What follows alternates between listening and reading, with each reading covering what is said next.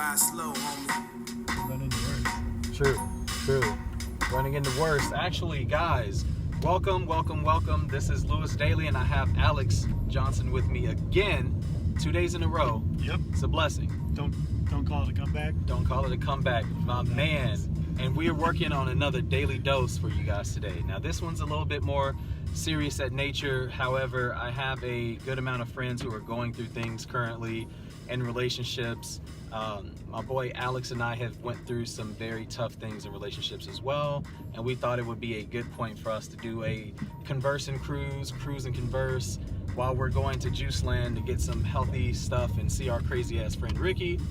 And we were just like, hey, we could throw this together. So the subject is relationships, their endings, be it dating or marriage. In our case, my man Alex was married. He's been through a divorce, and he had to work through overcoming that and getting back on track to finding and centering himself. I'm currently going through a separation leading into a divorce, and I want to talk about my maturation through this process as well.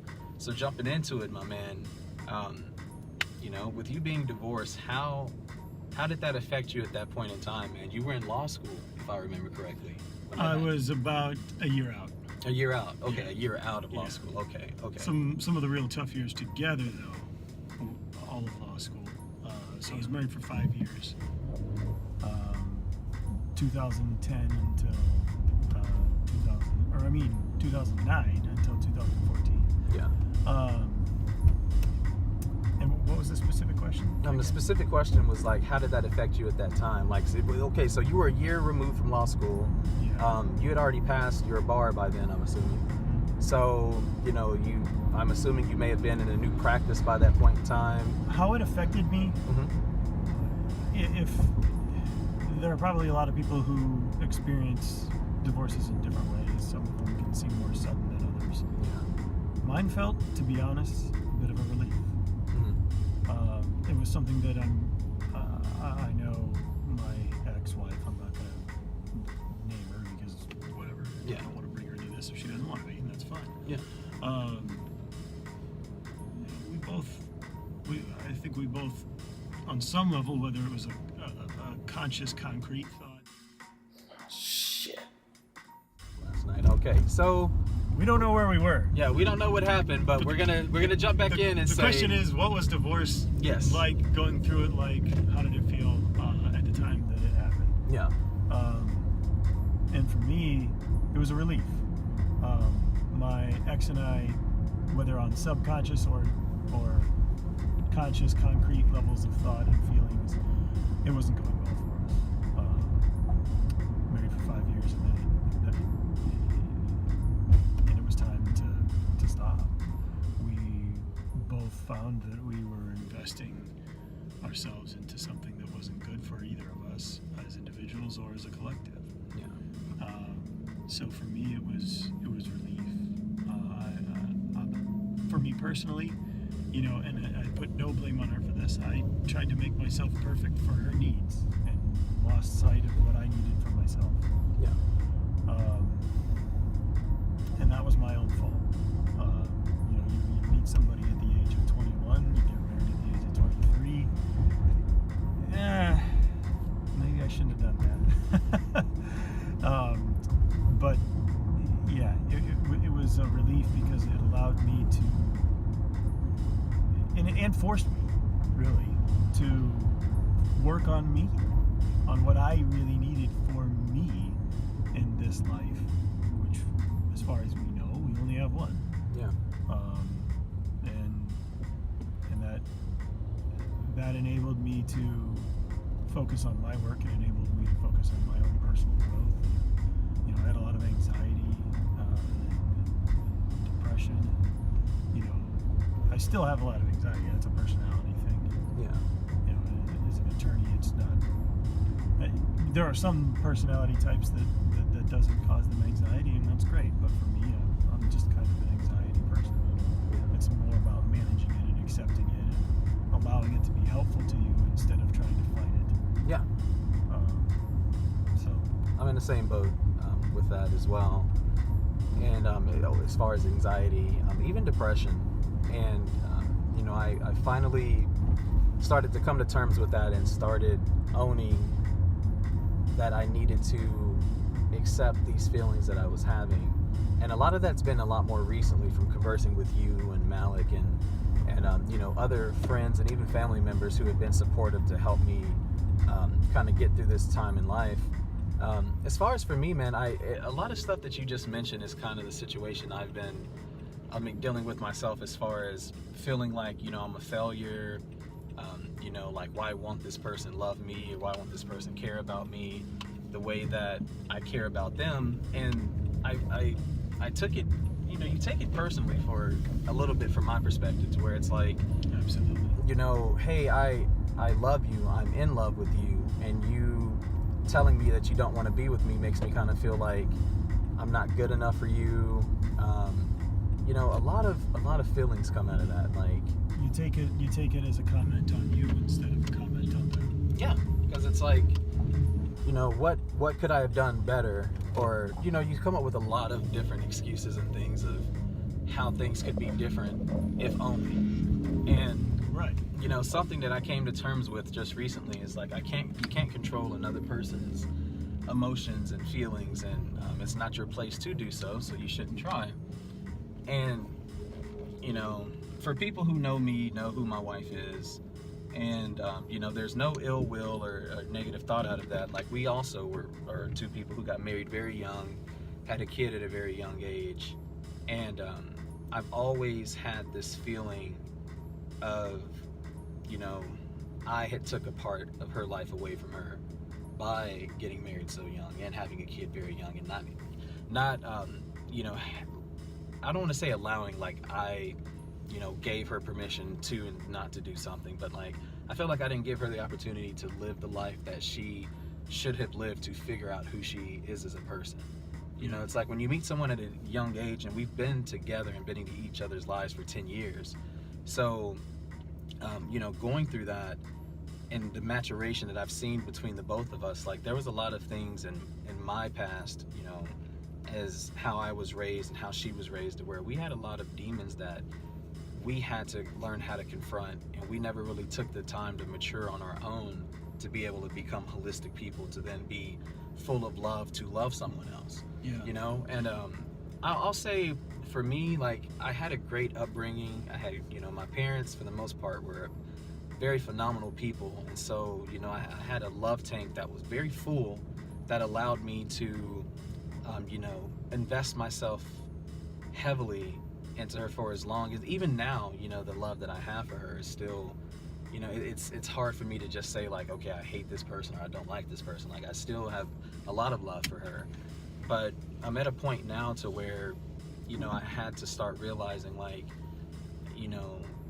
I can't control feelings that she will have, and the thoughts that she has for me, and the things that she says to me, you know, lets me know, like, hey, you're not invested in this anymore. Like, you're done, and I need to find that solace to move on as well.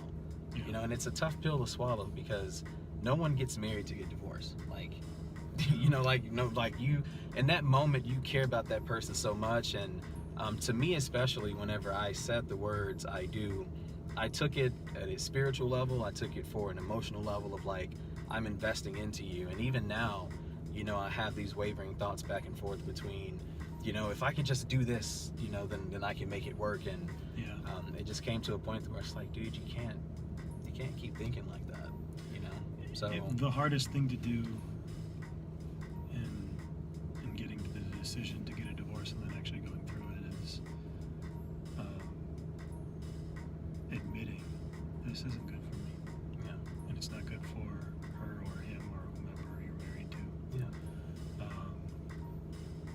And you know, you touched on, you know, there's still that love, and in some ways, particularly early on after divorce or choosing to get the divorce, it can be easy to get bitter, and I know I experienced a lot of those feelings. But something I've definitely realized in the time since is that if I hold on to negative feelings, it encumbers my ability to attach to somebody else in the future. If there are traits or personality personality traits of my ex that, I let myself feel bitter about. It gets in the way of being able to appreciate similar personality types in somebody else. Yeah. And that can be a real problem. So finding a way to let yourself and force yourself to let go of any bitterness, and to actually let yourself retain and also force yourself to retain the things that you did love, because that's going to make you more ready to receive another person. And speaking for myself, I don't fear marriage for marriage's sake in the future. I fear it now for my own continuing growth and issues to overcome. But I try to make a concerted effort to go back and appreciate the things that made me fall for my ex in the first place. Yeah. Because if I lose those, I'm losing part of me. Yeah, that's true. Didn't think about it that way.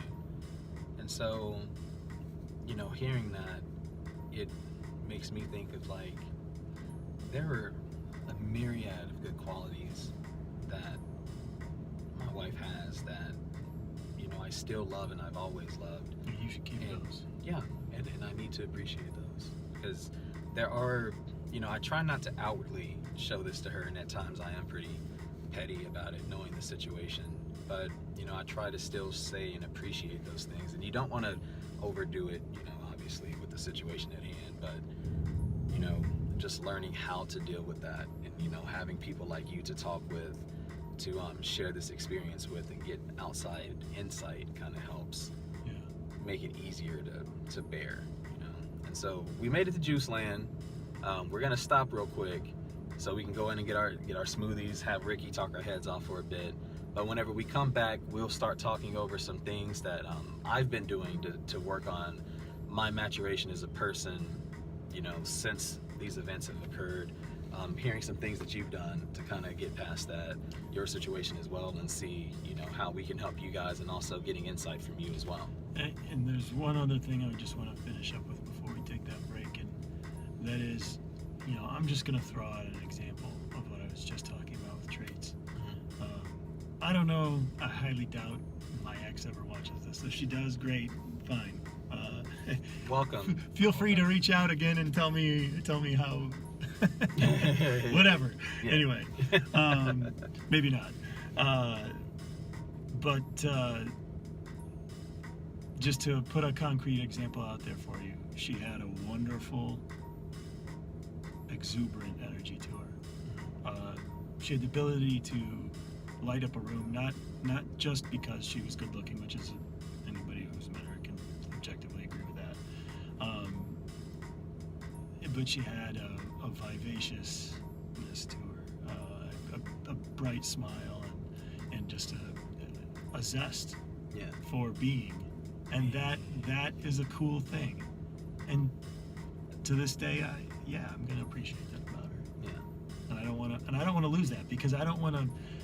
I would never want to, just because we didn't work out, carry forward this inability to appreciate that in others. Yeah.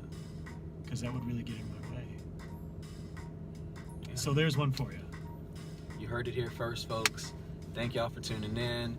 Catch part 2 in a few more moments. Thank you for listening in. We'll catch you in a bit.